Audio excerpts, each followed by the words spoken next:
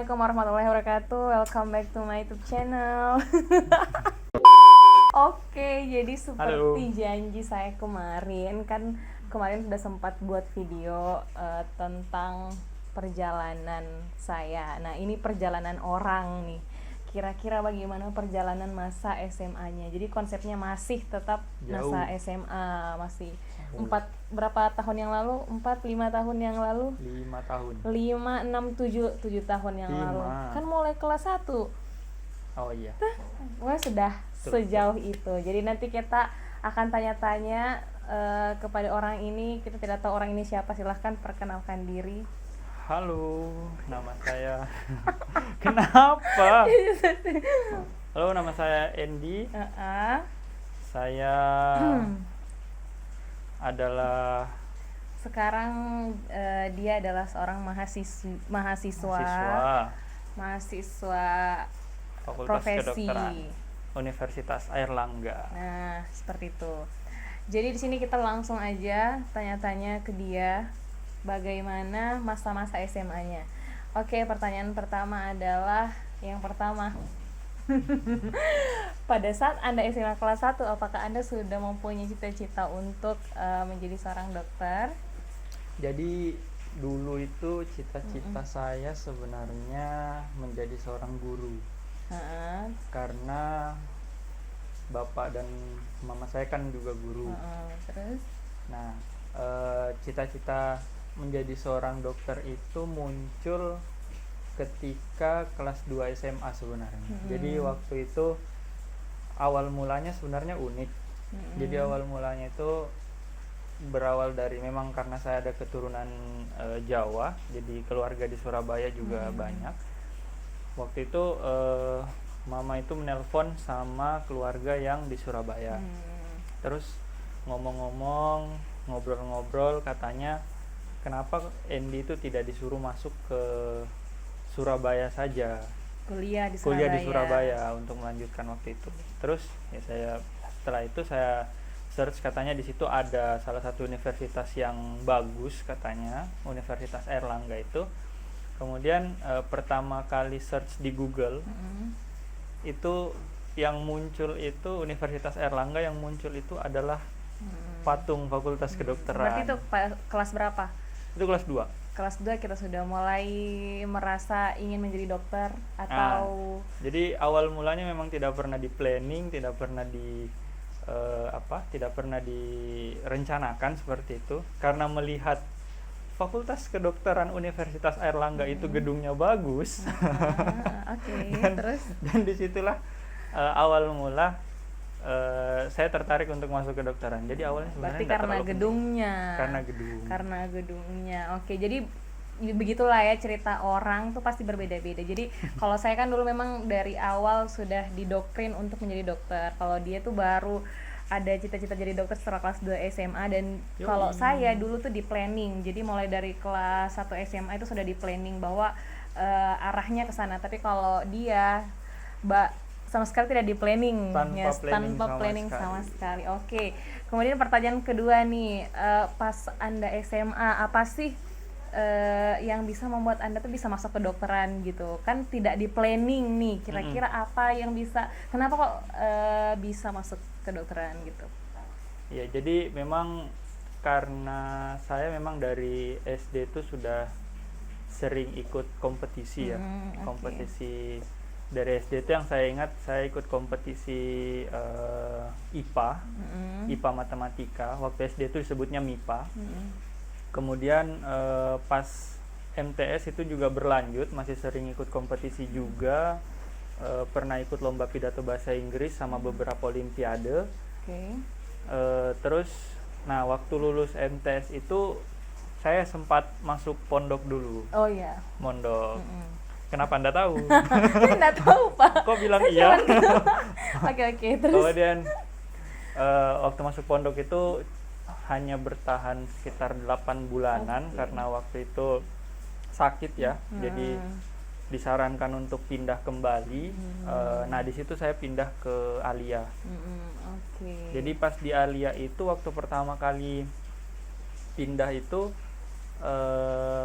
saya ada sebuah lomba memang waktu itu. Lombanya itu kalau tidak salah tentang kompetisi ekonomi akuntansi waktu itu.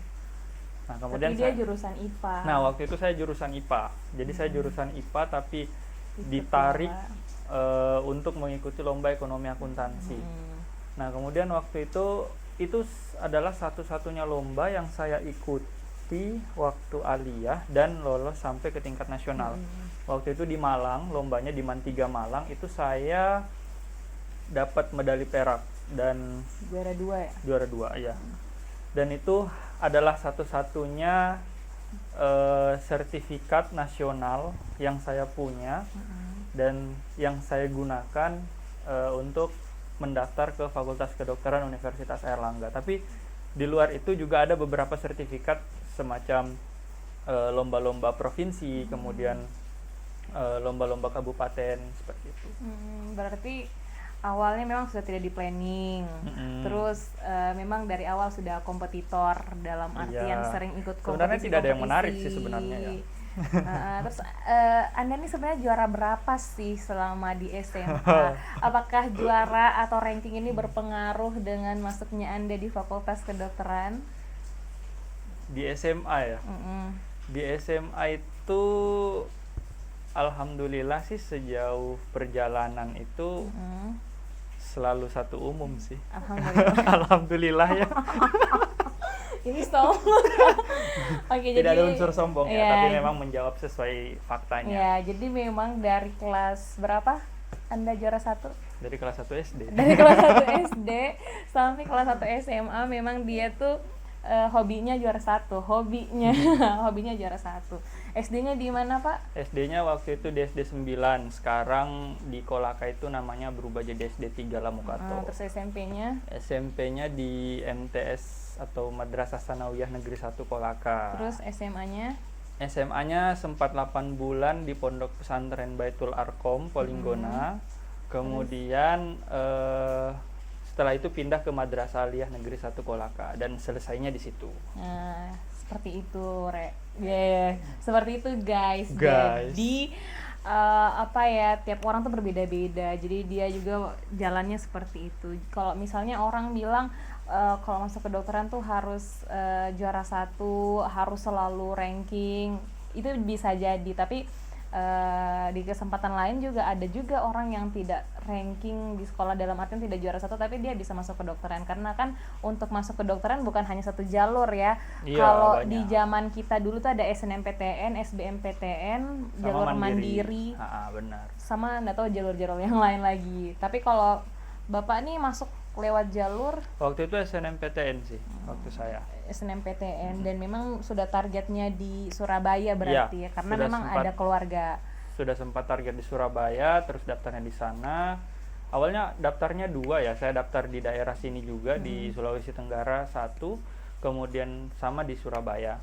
Soalnya waktu itu kan kita harus daftar 3 jurusan. Harus mengambil dari daerah asal kita kan, kemudian. Berarti tapi lolosnya di sana. Pilihan pertama apa?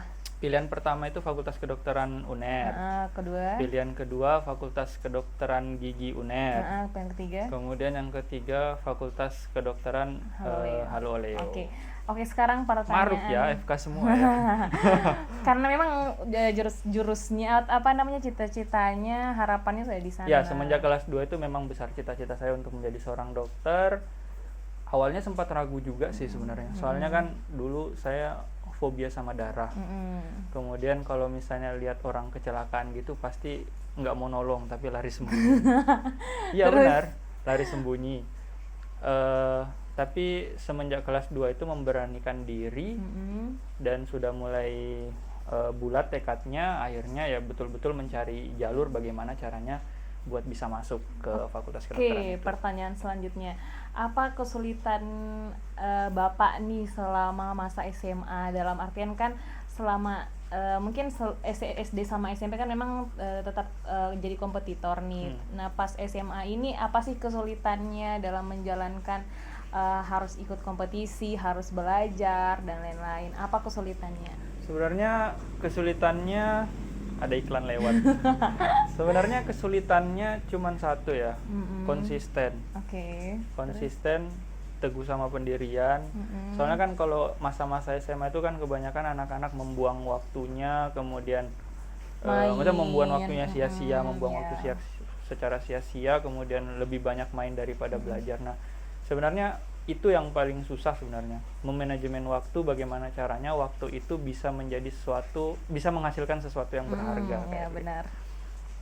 Dan saya rasa bukan hanya saya saja yang merasa sulit untuk itu, tapi semua anak-anak SMA juga mungkin merasa sulit untuk melakukan hal itu. Iya. Intinya tuh di balik pencapaian seseorang pasti ada usaha di belakangnya. Tapi walaupun itu enggak semua orang ya seperti itu, karena memang ada juga orang yang hoki. Iya, benar. Mungkin kebetulan Banyak. punya apa ya, privilege yang tidak dipunyai oleh orang lain. Makanya kalau misalnya kita merasa kita tuh tidak punya privilege, dalam artian kita tidak ada yang bisa kita andalkan, berarti yang bisa kita andalkan hanya diri kita sendiri, dalam artian bagaimana kita berusaha, cara kita belajar, cara kita menggapai cita-cita, ya semua tergantung dari diri kita, karena kita nggak bisa mengandalkan orang lain, apalagi masuk di universitas perguruan tinggi negeri itu kan benar-benar kompetisinya tuh apa banyak, ya, kuat, keras kuat. Ya keras, apalagi bisa dibilang yang berapa di sana ribu itu ya waktu itu pendaftar FK sendiri 2000-an.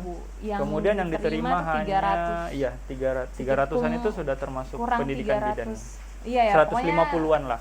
Setengahnya 200-an ya, 200-an. Pokoknya 200 lebih lah. Dari 2000-an orang. Dari 2000 10%-an dari jadi 2000-an kayak, orang. ini untuk khusus di UNER ya, di tempat kita. Jadi kita nggak tahu juga di tempat lain kompetisinya seperti apa. Nah, tapi namanya fakultas kedokteran hampir rata-rata dimanapun itu kompetisinya pasti paling lebih tinggi dibandingkan jurusan-jurusan yang lain. Seperti itu. Tadi kan kita sudah bahas tentang kesulitan. Terus tipsnya nih untuk adik-adik yang SMA sekarang, kira-kira masa SMA-nya tuh harus dibuat seperti apa, dalam artian bukan hanya karena cita-citanya menuju ke dokter ya, tapi cita-cita apapun kalau kita SMA tuh harusnya seperti apa gitu. Oke. Jadi buat adik-adik yang masih SMA, yang paling pertama yang harus kalian persiapkan adalah niat dulu. Karena tanpa niat yang kuat, tanpa kemauan yang kuat, kalian sulit untuk menjalani itu semua. Kalau misalnya kalian udah bulatkan tekad, udah berniat dan bersungguh-sungguh, itu akan mudah secara sendirinya. Jadi apa sih yang harus kita persiapkan sebenarnya? Itu tadi yang pertama niat, kemudian yang kedua perbanyak aktivitas-aktivitas selama kalian SMA yang positif atau yang bermanfaat ya, seperti itu. Entah itu mengikuti organisasi, kemudian mengikuti lomba-lomba, karena tanpa kalian sadari kalau misalnya mereka ini, adik-adik ini mengikuti kompetisi atau mengikuti organisasi, tanpa kalian sadari jati diri kalian akan kalian temukan. Jati diri kalian akan kalian temukan, kemudian kalian akan mendapat banyak pengalaman yang dimana tanpa kalian sadari juga suatu saat atau suatu waktu, walaupun kalian tidak masuknya ke fakultas kedokteran, itu akan kalian gunakan pada saat kalian kuliah. Jadi kayak lebih mudah beradaptasi, bersosialisasi, karena di SMA kita sudah terbiasa dengan situasi atau lingkungan organisasi dan lain sebagainya. Kalau di SMA kan kita ada OSIS. Ya, ada OSIS. Mungkin di SMA kalian ada KIR juga mungkin. Karya tulis. Ada bisa. PMI, ada pramuka. Pokoknya banyak sekali organisasi yang bisa diikuti. Tapi yang paling penting dalam pendidikan adalah tentunya kan ada banyak tuh di lingkungan sekolah yang bisa kita pilih, tapi yang paling utama adalah tetap belajar. Ya, sama itu yang penting, belajar, berusaha mencapai target nilai yang sekiranya bisa digunakan untuk menuju ke sasaran kalian. Seperti itu. Jadi mungkin kalau dari saya sendiri mungkin mainnya yang memang harus dikorbankan, karena pada saat SMA sendiri tuh cobaannya sih itu ya kayak main sama teman-teman ya, itu pasti. Kayak masa-masanya itu masa-masa apa ya, masa-masa SMA itu kan orang bilang masa-masa paling indah. indah. Ya, kalau kita malah SMA itu masa-masa perjuangan karena memang di situ baru apa ya kayak benar-benar kita berjuang untuk Tapi jangan salah juga, bukan berarti kalau misalnya nggak target boleh kita main-main. tinggi kita nggak boleh main. Jadi Mungkin dibatasi. bagaimana cara kita manajemen waktu saja, benar, kapan kita harus belajar, kapan kita harus main. Intinya jangan lupa bahagia lah. Iya, intinya kalau apa ya, karena kalau kita dulu tuh memang bukan nggak tahu sih, kalau Anda nggak tahu sih saya. Tapi kalau saya dulu tuh kayak benar-benar kayak habis lomba ini langsung prepare untuk lomba ini, prepare lagi untuk lomba ini. Jadi benar-benar tuh waktu sama teman tuh benar-benar sangat-sangat kurang, bahkan teman kelas pun sangat kurang gitu waktunya. Dan akhirnya juga prestasi di kelas pun juga ikut menurun karena jarang masuk kelas, karena kayak sering keluar kota kayak gitu. Kayak awalnya kelas 1, kelas 2 itu sempat juara 1, terus masuk kelas 2 SMA sudah sibuk-sibuknya, seaktif-aktifnya, jadi turun sampai akhirnya juara 3 pas akhir gitu. Jadi akademik memang paling utama sih sebenarnya, cuman tergantung concern kalian mau seperti apa. Karena kalau saya pribadi pas SMA kan memang sudah ada target, dan memang kayak target itu disesuaikan dengan triknya. Jadi dalam artian kita punya target A nih, saya mau kedokteran nih. Nah, untuk bisa mencapai itu tuh saya harus ngapain aja, dalam artian kayak apa ya, kayak jalan apa sih yang harus saya tempuh untuk mencapai si A ini. Jadi salah satunya misalnya dengan berprestasi di akademik misalnya, atau berprestasi non akademik, atau ikut kegiatan-kegiatan dan mungkin sertifikatnya bisa dimanfaatkan. Berarti intinya planning ya, planning. Kalau saya intinya planning, tapi kalau kebetulan dia ini bukan enggak di planning, tapi kebetulan jalannya itu selaras. Jalannya sudah seperti itu. Begitu kayak jadi apa ya? Yang paling penting juga ya planning sih harusnya. Kita harus planning, menata semuanya biar arah dan tujuannya itu jelas. Ya walaupun ada beberapa orang yang tidak memplanning itu, tapi saya yakin orang-orang yang sukses itu adalah orang-orang yang bisa memplanning atau mempetak-petakan segala sesuatu kehidupannya, baik jadi dia mengerjakan yang mana yang penting dulu, kemudian yang mana yang selanjutnya bisa dikerjakan, seperti itu. Soalnya kalau tanpa planning juga kayaknya itu hanya segelintir saja sih, dan saya mungkin termasuk segelintir itu ya. Iya, rezeki berarti istilahnya. Dan bukan kalau dibilang juga karena memang kan juara 1 tuh dari kelas 1 kan juara 1 sampai kelas 3, terus dalam artian masuklah poin-poin di penilaian SNMPTN, mungkin kan plusnya di situ ya, kan. mungkin. Jadi tanpa di planning pun dia sudah jalannya sudah ke sana gitu. Terus kebetulan juga sempat ada prestasi tingkat nasional, juara 2. Nah, itu masuk tuh. Jadi walaupun dia tidak planning tapi masuk kriterianya, makanya mungkin alhamdulillah rezekinya di situ. Dan memang kita tidak bisa menyamakan tiap tahun nih. Jadi misalnya di tahun kita memang pada saat itu 50% SNMPTN, 50% SBMPTN. Jadi siswa yang diterima dari SNMPTN tuh lumayan banyak.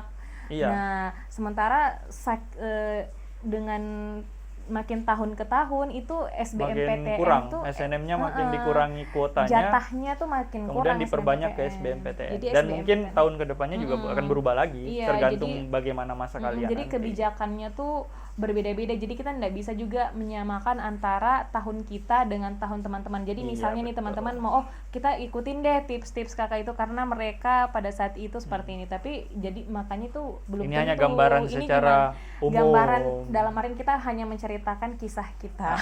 Menceritakan bagaimana supaya kalian ada gambaran secara umum mau masuk FK itu seperti apa, dan persiapannya. Kalau masalah persiapan nggak beda-beda jauh sih sebenarnya. Pasti persiapannya enggak jauh-jauh dari belajar, kemudian planning semuanya, usaha dan doa yang paling penting. Jadi bukan hanya masuk FK aja ya yang dipersiapkan, tapi masuk perguruan tinggi negeri pun sekarang susah. Mau jurusan apapun itu namanya masuk perguruan tinggi saat ini tuh susah karena memang kompetisinya yang banyak, kemudian tesnya juga lumayan ketat juga. Jadi kayak betul-betul harus di planning kalau mau masuk perguruan tinggi. Tandanya bagus negeri. Ya, berarti orang sudah banyak yang memikirkan pendidikan. Jadi karena kan dulu kan orang lulus SMA ya udahlah ngapain kuliah kan. Tapi Karena juga banyak orang mungkin yang masih bingung ya, kenapa kok orang berlomba-lomba masuk perguruan tinggi negeri. Murah. Salah satunya adalah karena murah, Murah, karena iya benar. sebagian Murah. dari biaya pendidikan kita tuh disubsidi oleh negara. Oleh negara. Timbang kita masuk swasta mungkin itu adalah hanya orang-orang yang kasta atas. Iya, jadi seperti kalau itu. swasta, tidak semuanya swasta mahal, tapi hampir notabene beberapa universitas Kebanyakan. Swasta tuh mahal, Iya. karena kan memang dia subsidi dari negaranya tuh sedikit. Tapi memang saat ini bidik misi, kayak beasiswa bidik misi itu sudah masuk juga di Oh iya, sudah masuk di di swasta. universitas Oh, swasta oke. juga sudah masuk bidik misi. Cuman jatahnya tentunya tidak sebesar yang di universitas negeri. Makanya kenapa orang berbondong-bondong masuk universitas negeri, bukan karena apa-apanya, tapi karena ya salah satu meringankan beban orang tua juga. Yaps, Kayak betul. salah satunya kita di kedokteran, kalau orang bilang kedokteran itu mahal, jadi banyak sekali orang yang terkendala ekonomi katanya begitu. Tapi sejauh mataku memandang Asik. di Universitas Airlangga sendiri, biaya tuh bukan masalah ya. Iya, kalau Bukan masalah. kalau menurut saya khusus fakultas kedokterannya, karena saya memang dari sana. Kalau yang lain kurang tahu ya, maksudnya fakultas yang lain. Kalau misalnya dari Universitas Airlangga, dari fakultas kedokteran itu biaya tidak terlalu masalah sih sebenarnya.